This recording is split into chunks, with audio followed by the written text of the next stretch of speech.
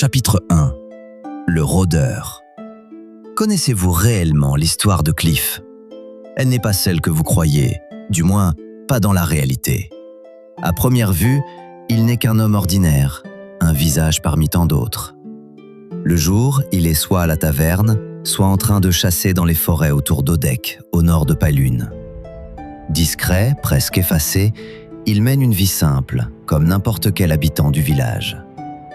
Mais lorsque la nuit tombe, tout change. Cliff devient le rôdeur. Dans l'ombre, il se faufile, observe et agit. Ses activités sont loin d'être légales. Il vole, oui, mais pas n'importe comment. Il pratique ce que certains appellent le vol tamra, une forme de larcin bien particulière réservée à ceux qui savent où frapper. Ses cibles, les nobles. Ceux qui vivent dans l'excès, loin des regards, loin des conséquences. Alors pour certains, Cliff n'est qu'un criminel, mais pour d'autres, il est bien plus que ça. Une présence dans la nuit, un équilibre silencieux, un justicier que personne ne voit, mais que certains espèrent. Aujourd'hui, c'était un matin comme un autre. Cliff se préparait pour partir à la chasse. Rien ne le distinguait des autres jours, et pourtant.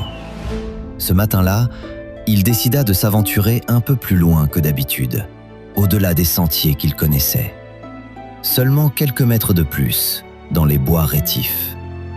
Au début, rien ne semblait différent.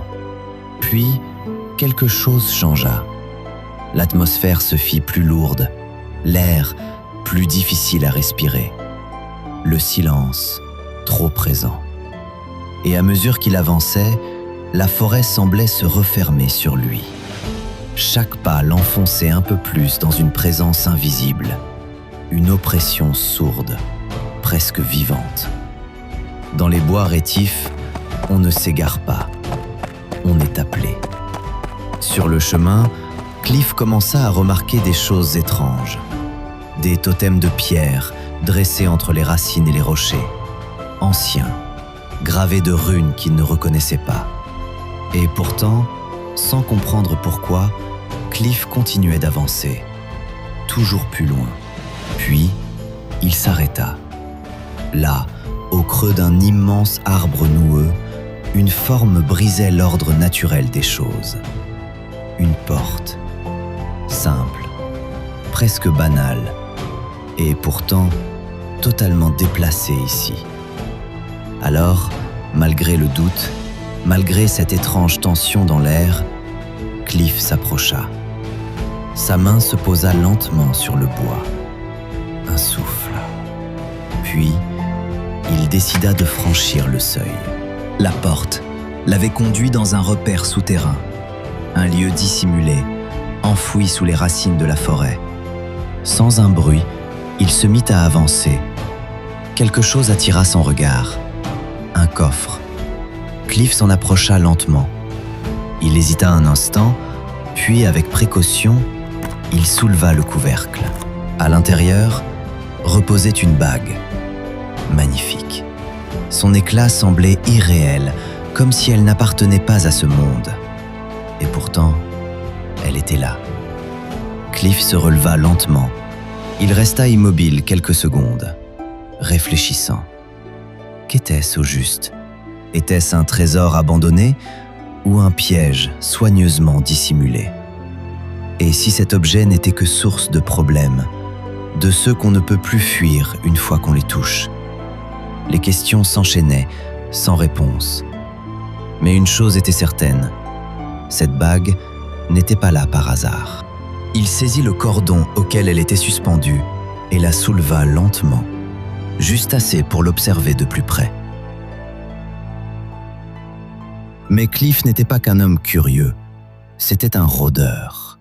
Et un rôdeur reconnaît la valeur d'un trésor. Cette bague valait bien plus que quelques pièces d'argent, une somme telle qu'il n'aurait peut-être plus jamais besoin de voler. Alors, sans plus hésiter, Cliff décida de s'en emparer. Sans un regard en arrière, Cliff remonta à la surface. Il regagna son cheval et partit au galop. à travers les bois, comme si quelque chose le poursuivait, comme si la mort elle-même avait pris sa trace. À peine avait-il quitté les profondeurs de la forêt, des bandits surgis d'entre les arbres. L'un d'eux s'avança, un sourire froid aux lèvres. Cliff posa lentement sa main sur son arme. D'un geste vif et précis, il porta le premier coup. L'acier fendit l'air et trancha profondément le torse du premier assaillant. Le combat venait de commencer. Pas le temps de souffler. Un autre surgit sur sa gauche. Cliff pivota. Un mouvement sec, une inertie tellement fluide qu'elle entailla le second assaillant. Le camp s'embrasa en un instant. Cliff avança et frappa. Encore et encore, sans pitié. Le rôdeur n'était plus une proie. Il était devenu le chasseur. Il rangea sa lame et saisit son arc. Une flèche, puis une autre. Il les abattait un à un. Le silence retomba. Au milieu des corps, deux silhouettes tremblantes émergèrent. D'épais lunés, ligotés, affaiblis. Cliff trancha leurs liens, puis sans un regard en arrière, il rejoignit son cheval et reprit la route. Perdu, Cliff avançait en silence en suivant son instinct.